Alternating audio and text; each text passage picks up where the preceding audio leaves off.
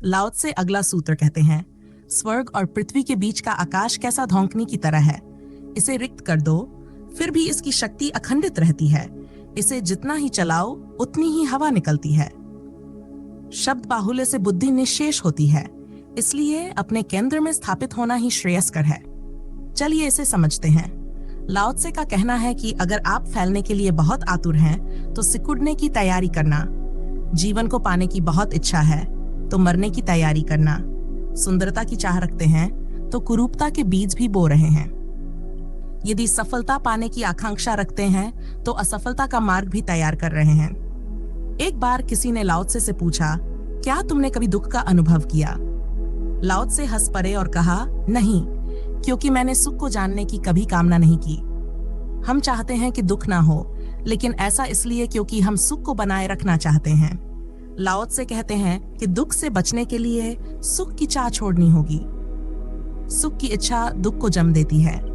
जैसे श्वास अंदर जाती है तो बाहर भी आनी ही है। फैलाव सिकुड़ने की ओर ले जाता है और प्रकाश अंधेरे का द्वार बन जाता है। लाओ त्से को कोई हरा नहीं सकता, क्योंकि उन्होंने कभी जीतने की चाह नहीं रखी। कोई उनका सम्मान नहीं कर सकता, क्योंकि उन्होंने सम्मान पाने की इच्छा ही नहीं की। यह उल्टी बात है, लेकिन सच्चाई यही है। जो सबसे पीछे है, उसे और पीछे करने का कोई उपाय नहीं है, लेकिन जो सबसे आगे है, उसे पीछे करने की व्यवस्था वह खुद कर देता है। एक व्यक्ति समुद्र किनारे केकड़े पकड़ने पहुंचा। काफी केकड़े इकट्ठे होने के बाद उसने अपने साथी से कहा, जरा बाल्टी को ढक देना, वरना केकड़े बाहर आ जाएंगे। उसके साथी ने देखा कि बाल्टी में केकड़े एक दूसरे को खींचकर गिरा रहे थे। उसने कहा, इन्हें डंकने की जरूरत नहीं, ये जन्मजात पॉलिटिशियन है। एक ऊपर चढ़ता है तो बाकी उसे नीचे खींच लेते हैं। जब आप ऊपर चढ़ते हैं तो अनजाने में आप लोगों को खुद को नीचे खींचने का अवसर देते हैं। सिंहासन का असली मजा तब है जब कोई आपको वहां से उतारने की कोशिश कर रहा हो। अगर ऐसा ना हो तो सिंहासन का मूल्य ही क्या? लाओ त्से कहते हैं, मैं वहां हूं जहां से और नीचे जाने की जगह ही नहीं है। मेरा सिंहासन सुरक्षित है।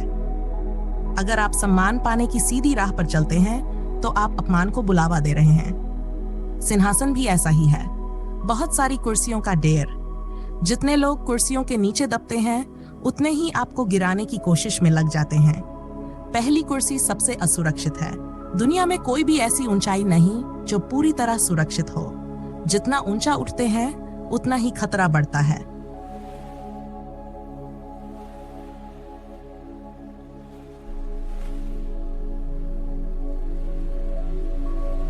लाओ त्से इस उल्टी बात को जानते थे। यही उनके ज्ञान का रहस्य था। अंतिम ही प्रथम हो सकता है। जो खाली है वही भर सकता है। सम्मान पाने की सीधी इच्छा अपमान का मार्ग बनाती है। उल्टी बात को समझना ही असली बुद्धिमत्ता है। लाओ त्से कहते हैं, हमारा मन चीजों को सीधे पाने का होता है, क्योंकि हमें विपरीत का कोई भी अंदाजा नहीं है। लेकिन अगर विपरीत का पता हो तो हम उस महान कला को जान सकते हैं, जिसका नाम धर्म है। धर्म हमें सिखाता है कि अगर परम जीवन पाना है तो पहले परम मृत्यु के लिए तैयार हो जाओ। इसी क्षण मर जाओ और तुम्हें परम जीवन प्राप्त होगा। धर्म कहता है, अगर ऐसा धन चाहिए जिसे कोई चुरा ना सके, तो खुद को निर्धन मान लो। अगर प्रतिष्ठा चाहिए तो पहले खुद ही अपनी अप्रतिष्ठा को स्वीकार कर लो। लाओ त्से कहते हैं, यह अस्तित्व दो विपरीत ध्रुवों पर चलता है, जैसे लुहार की धौंकनी। जब धौंकनी खाली होती है, तब उसकी शक्ति खत्म नहीं होती, बल्कि और भी पूर्ण होती है। शून्य में पूर्णता की शक्ति होती है। भौतिक विज्ञान भी यही कहता है। जब हम परमाणु को तोड़ते हैं तो असीम ऊर्जा उत्पन्न होती है।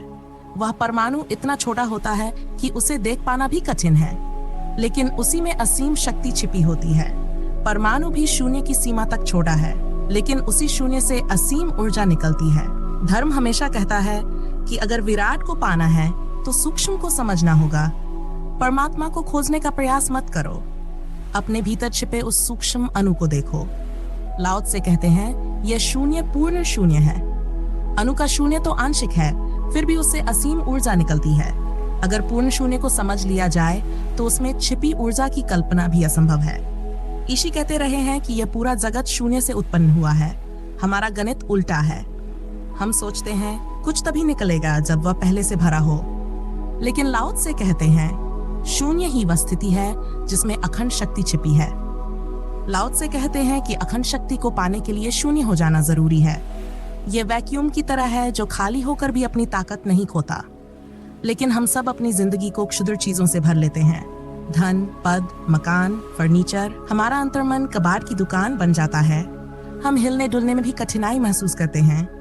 इस तरह हम उस अनंत ऊर्जा से कट जाते हैं जो शून्यता से आती है।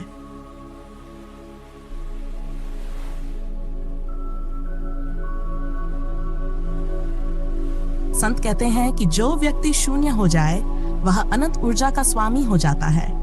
शून्यता को समझने के लिए हमें यह जानना होगा कि हमारी जीवन की धौंकनी को खाली करना कितना आवश्यक है। ध्यान, योग, तंत्र, प्रार्थना, ये सब प्रक्रियाएं हमें रिक्त करने के ही उपाय हैं। भीतर की रिक्तता ही हमें महान बनाती है। जैसे मैडम क्यूरी ने कहा कि जब तक उन्होंने एक जटिल इक्वेशन को हल करने की कोशिश की तब तक कुछ नहीं हुआ, लेकिन जब उन्होंने जबरदस्ती का प्रयास छोड़ दिया तो उत्तर उन्हें रात सपने में शून्य से प्रकट हुआ। आइंस्टीन और अन्य महान वैज्ञानिकों ने भी यह अनुभव किया। चैतन्य महाप्रभु जब नाचते थे तो शुरुआत में वह साधारण नृत्य करते थे, लेकिन जब भीतर का शून्य नृत्य को पकड़ लेता तब उसका नृत्य साधारण बन जाता। वह ग्रेविटेशन को भी मात दे देते थे, जैसे कोई पक्षी का पंख गिरता हो। शून्य में ही कला, विज्ञान, धर्म और महान अंतर्दृष्टि का जन्म होता है। लेकिन हम अपने अहंकार और भराव के कारण उस शून्यता तक नहीं पहुंच पाते। हम इतने वजनदार हो जाते हैं कि हमें जमीन से बांध दिया जाता है। इसलिए अगर हमें उस अनंत ऊर्जा और अखंड शक्ति का अनुभव करना है तो हमें भीतर से खाली होना होगा। शून्यता की स्थिति में ही परमात्मा के दर्शन संभव है। लाओ त्से कहते हैं शून्य ही अखंड ऊर्जा का स्रोत है। लाओ त्से अक्सर एक कहानी सुनाते थे। उन्होंने एक संगीतज्ञ के बारे में सुना जिसने वर्षों से कोई गीत नहीं गाया था। लाओ त्से उसकी खोज में गए। जब वह संगीतज्ञ के पास पहुंचे तो वहां ना कोई साज था, ना कोई उपकरण। संगीतज्ञ बस एक वृक्ष के नीचे बैठा था। लाओ त्से ने पूछा, तुम्हारे पास साज नहीं, फिर लोग तुम्हें संगीतज्ञ क्यों कहते हैं? संगीतज्ञ ने कहा, साज की जरूरत तब तक थी जब तक संगीत स्वयं नहीं आता था। अब संगीत खुद मुझसे प्रकट होता है। गाता था जब तक गीत स्वयं न आते थे, अब गीत खुद ही आ जाते हैं। लाओ त्से ने कहा, मुझे तो कुछ सुनाई नहीं देता।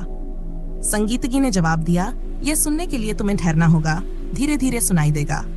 लाओ त्से वहां रुका और शून्य के संगीत को सुनकर लौटा। शिष्यों ने पूछा, कैसा संगीत था? लाओ त्से ने कहा, वह संगीत शून्य का था। वहां कोई शब्द नहीं थे, बस मौन का सन्नाटा था। असली संगीत तो वही है जहां शब्द समाप्त हो जाते हैं, बाकी सब तो मात्र शोरगुल है। संगीत तो वह होता है जहां दो स्वरों के बीच की खाली जगह सुनाई दे। सितार पर उठने वाली ध्वनियों के बीच का मौन ही असली संगीत है। एक यूरोपियन संगीत की था। वह अपने वायलिन पर संगीत बजाते समय लंबे अंतराल देता था। एक बार जब वह बजाना रोककर मौन में चला गया तो एक संगीत शिक्षक ने कहा, जो आता हो वह बजाओ, जो नहीं आता उसे छोड़ दो।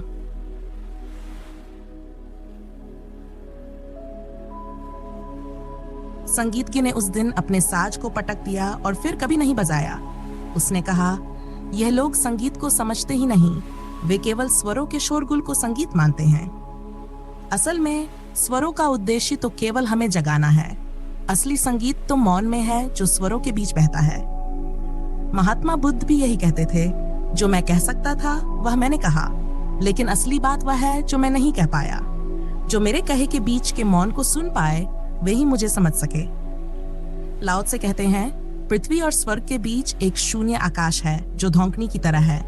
इस शून्य को जितना चलाओ उतनी ही ऊर्जा उत्पन्न होती है, लेकिन हम तो शून्य को चलाना नहीं जानते क्योंकि हम शून्य होना नहीं जानते। शून्यता ही वह स्रोत है जहां से प्राण और अखंड ऊर्जा जम लेते हैं। लाओ त्से कहते हैं, शून्य को चलाना और शून्य को होना सीखो। वह कहते हैं, शब्द बाहुल्य से बुद्धि निशेष होती है। जितने अधिक शब्द भीतर होते हैं उतनी ही बुद्धि कमजोर हो जाती है। लेकिन हमारी सारी शिक्षा तो शब्दों के संग्रह पर आधारित है।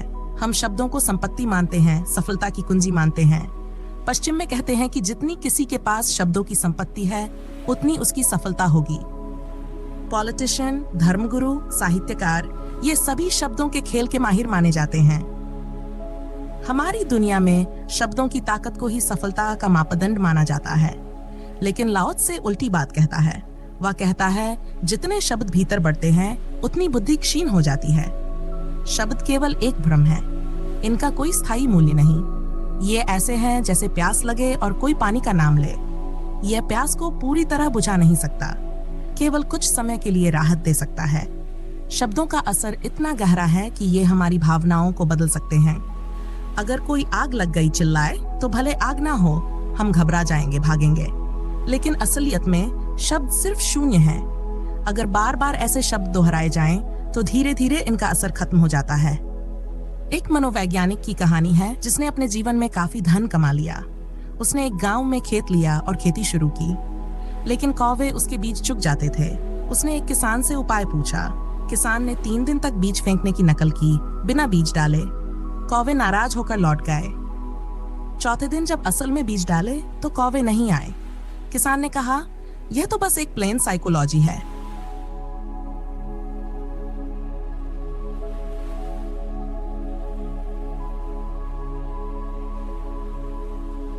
हम भी शब्दों के साथ ऐसा ही करते हैं। शब्द खाली हैं, लेकिन हमें इनका खालीपन समझ में नहीं आता। कोई कहता है नमस्कार और हम इसे श्रद्धा मान लेते हैं, जबकि असली भाव कुछ और हो सकता है। कोई आपसे नमस्कार न करे तो हमारा पूरा दृष्टिकोण बदल जाता है। हम शब्दों में ही जीते हैं। शब्द हमारे जीवन का हिस्सा बन गए हैं। हमारा शब्दों से इतना गहरा रिश्ता इसलिए है क्योंकि हमारे पास शून्यता का वह अनुभव नहीं है जो लाओ त्से कहता है। हम भीतर खाली हैं, लेकिन वह शून्य नहीं जिसमें अखंड ऊर्जा का जन्म होता है। हम शब्दों के सहारे जीते हैं क्योंकि हमें अपनी असली शून्यता का बोध नहीं है। जब तक हम उस शून्यता को नहीं समझते, हम शब्दों के भ्रम में उलझे रहेंगे। लाओ त्से कहते हैं शब्द बाहुल्य से बुद्धि क्षीण होती है। हालांकि लाओ त्से भी अपनी बात शब्दों से ही कहता है, लेकिन यही भ्रम पैदा होता है कि वह भी शब्दों का उपयोग कर रहा है, जबकि वह शब्दों के खिलाफ बोल रहा है। हम इतने पागल हो गए हैं कि अपने आप से बात करने के लिए भी शब्दों का उपयोग करते हैं। 24 घंटे बोलते रहते हैं। इस लगातार बोलने से शब्दों का भार इतना बढ़ जाता है कि भीतर का शून्य हमें दिखाई नहीं देता। लाओ त्से कहते हैं कि इस शब्दों की परत को हटाकर ही अपने भीतर के शून्य से परिचित हुआ जा सकता है। वह शून्य ही हमारा केंद्र है, बाकी सब परिधि है। शब्दों की ताकत असाधारण होती है। एक छोटा सा शब्द हमारी आंतरिक यात्रा शुरू कर देता है। जैसे अगर कोई कुत्ता कहे तो आपका मन उस शब्द से जुड़ी स्मृतियों और विचारों में डूब जाएगा। ये यात्रा कभी खत्म नहीं होती। ये शब्दों का जाल हमें समझने का समय ही नहीं देता। समझ वही सकता है जो शब्द के साथ शून्य होकर खड़ा हो। जब हमारा मन दर्पण की तरह साफ और शांत हो, तभी हम ना केवल कहे गए शब्दों को समझ सकते हैं, बल्कि उन शब्दों के पीछे छिपे भाव और अर्थ को भी महसूस कर सकते हैं। लाओ त्से कहते हैं शब्दों से हटकर अपने केंद्र में स्थित हो जाओ। केंद्र वह जगह है जहां सब कुछ शांत और स्थिर है। जैसे नदी की सतह पर पत्ते छा जाएं और पानी ना दिखाई दे, वैसे ही शब्द हमारी चेतना को ढक लेते हैं। लेकिन जब भीतर का शून्य प्रकट होता है तो सब स्पष्ट हो जाता है। आशा है कि आपको हमारा ये विश्लेषण पसंद आया होगा। लाओ त्से द्वारा बोले गए सभी सूत्रों के ऐसे ही विश्लेषण के लिए हमारे चैनल को सब्सक्राइब करना ना भूलें। धन्यवाद।